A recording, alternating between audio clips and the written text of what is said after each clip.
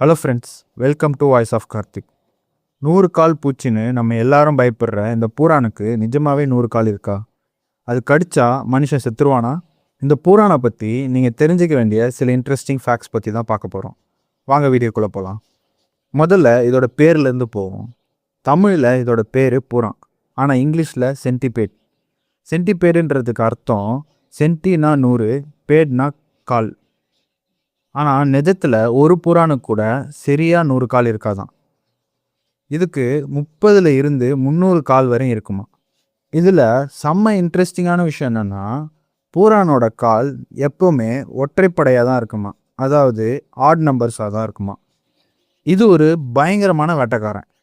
பார்க்கறதுக்கு மெதுவாக ஊர்ந்து போகிற மாதிரி இருந்தாலும் பூரான் ஒரு சைலண்ட் கில்லர். இதோட தலைக்கு பின்னாடி 2 கொடுக்கு மாதிரி இருக்கும்.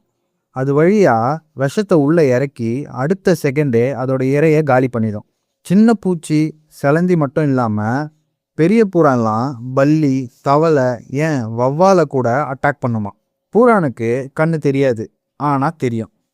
பூரானுக்கு உருவங்களை தெளிவாக பார்க்க முடியாது, ஆனால் வெளிச்சம் எங்கேருந்து வருது, இருட்டு எங்கே இருக்குன்னு இதோட கண்ணு அக்யூரேட்டாக கண்டுபிடிச்சிரும். அதனால தான் இது எப்பவும் நம்ம கண்ணில் படாமல் இருட்டான இடத்துல ஒளிஞ்சிட்ருக்கோம். பூரான் நம்மளை கடிச்சா உயிருக்கு ஆபத்தா? நிறைய பேரோட பயமே இதுதான். பூரான் கடிச்சா செம்மையாக வலிக்கும், தேல் கொட்டினா மாதிரி வீங்கிடும். ஆனால் இதோட விஷம் மனுஷங்களை கொல்ற அளவுக்கு ஸ்ட்ராங் கிடையாது.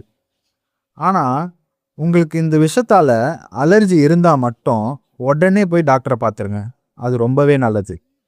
ஸோ இனிமே பூரானை பார்த்தா அதுக்கு 100 கால் இல்லைன்றத ஞாபகம் வச்சுக்கோங்க. இந்த வீடியோ உங்களுக்கு பிடிச்சிருந்துச்சுன்னா லைக் பண்ணுங்கள், உங்கள் ஃப்ரெண்ட்ஸ்க்கு ஷேர் பண்ணுங்கள். மறக்காமல் நம்ம சேனலை சப்ஸ்கிரைப் பண்ணி வச்சுக்கோங்க. உங்களை அடுத்த வீடியோவில் பார்க்குறேன். Bye by.